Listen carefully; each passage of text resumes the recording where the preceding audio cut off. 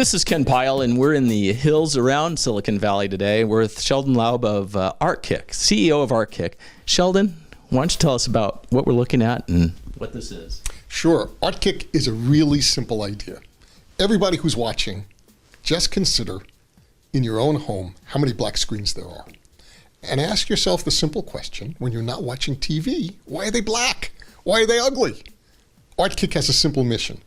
We want to bring beautiful images into millions of homes everywhere in the world by delivering them over a streaming service to black TVs. Well, now it's interesting the way you're doing it. It couldn't have been done years ago, but it's working with apps as well as the TVs. Why don't you tell us about how that process works? Yeah, when we put this together, we decided, given that it's 2013, we want to take advantage of the power of phones and tablets today. And so Artkick is a two-screen app.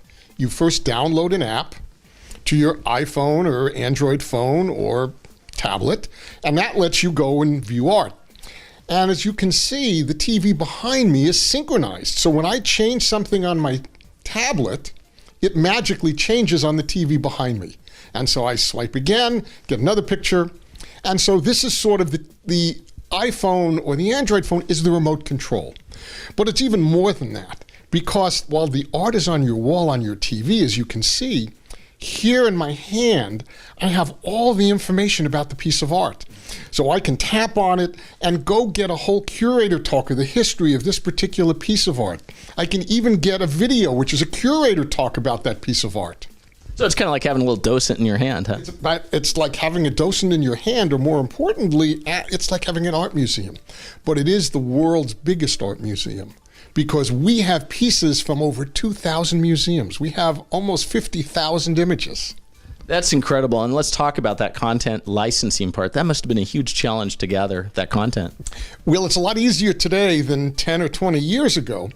What's made it, the first thing is just to understand, art comes into the public domain 100 years past the death of an artist. And so if you want the Mona Lisa, you can actually get a copy and put it on a t-shirt, and that's perfectly all right.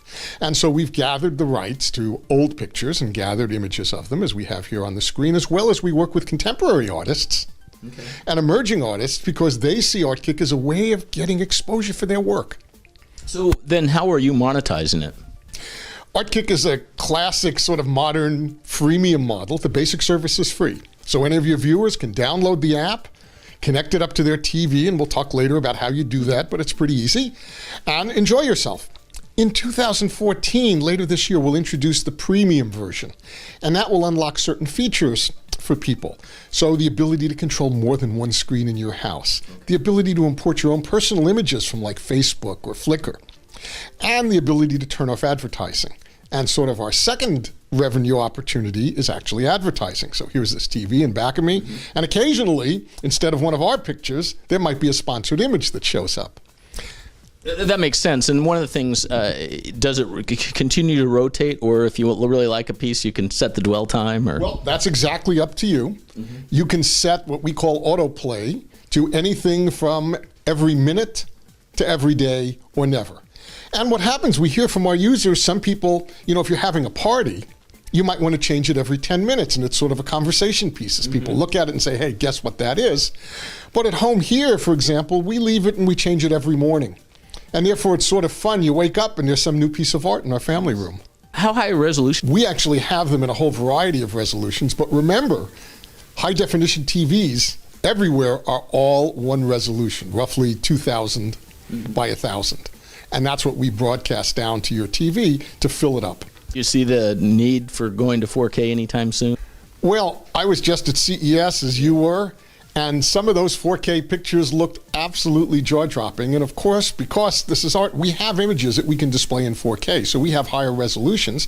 And as 4K becomes more widely used out there, we'll be delivering 4K images also. Seems like this application is the kind of thing that 4K is calling out for, because there's a dearth of content there right now. Right? Well, this is what happened with HD TVs. If you remember, when they were first introduced, there was no content. So what there were high-resolution images.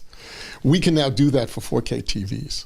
Now, what about working with service providers. A lot of the VOD TV audience are various kinds of service providers, internet service providers, and they're always looking to differentiate and to bring new value to their customers. Do you see working with them to kind of get your app out there? Absolutely. We're happy to work with anyone. I mean, Artkick is one of those things that's sort of obvious to people. You know, it's been in science fiction books and movies for years, where you'd have sort of screens on your wall and it would show whatever you want. What's cool is we can do that today, and so it sort of has struck a responsive chord in everything from OEMs to you know, internet service providers, and the whole chain say, hey, this is something we can support, because at its core, it's about helping enrich people's lives. It's to bring beauty into homes everywhere. And that's sort of a cool goal.